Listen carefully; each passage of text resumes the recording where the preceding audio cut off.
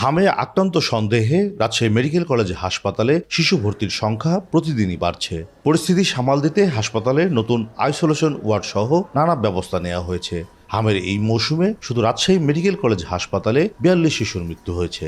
বেসরকারি হাসপাতালে মৃত্যু হওয়া শিশু এই তালিকার বাইরে। আমাদের পরিকল্পনা রয়েছে হামের যদি প্রাদুর্ভাব আরও বেশি বৃদ্ধি পায়, রোগীর চাপ অতিরিক্ত হয়ে যায়, সেক্ষেত্রে একটি শিশু ওয়ার্ডকে সম্পূর্ণরূপে আমরা হাম আইসোলেশন ওয়ার্ডে রূপান্তর করব। উপসর্গ নিয়ে ভর্তি হওয়া শিশুদের মধ্য থেকে এ পর্যন্ত 38 জনের শরীরে হাম আক্রান্ত নিশ্চিত করেছে বিশ্ব স্বাস্থ্য সংস্থা। নমুনা পরীক্ষা ছাড়া মৃত্যুর কারণ নিশ্চিত করা জটিল দাবি করে বিভাগীয় পরিচালক বলেন, মুমূর্ষু শিশুদেরই আনা হচ্ছে সরকারি হাসপাতালে। হাম উপসর্গ নিয়ে কিছু রোগী মারা যাচ্ছে, বাচ্চারা বিশেষ করে, এবং সেগুলো কনফার্মেটরি টেস্ট, ল্যাবরেটরি টেস্ট ছাড়া সেগুলো মৃত্যু হিসাবে বলা আমাদের জন্য কিছুটা হলো জটিল। আসলে বাস্তবিক অর্থে খারাপ রোগী যেসব, সেগুলো বেসরকারি হাসপাতালে সাধারণত ভর্তি থাকে না। যেগুলো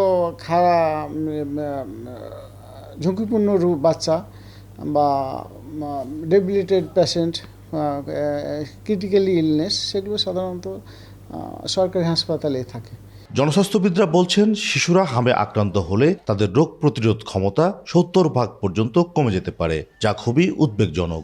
মিজেলস আক্রমণ করলে তার প্রায় 70% যে রোগ প্রতিরোধ ক্ষমতা অন্য রোগের এগেনস্টে সেটা কিন্তু মুছে যেতে পারে। এটা খুব ভয়ঙ্কর ব্যাপার। স্বাস্থ্য বিভাগ জানিয়েছে, ঝুঁকি বিবেচনায় দ্রুত শনাক্ত ও চিকিৎসা নিশ্চিতে স্থানীয় পর্যায়ে নমুনা পরীক্ষার ব্যবস্থা নেওয়া হতে পারে। কাজী শাহেদ, দেশ টিভি, রাজশাহী।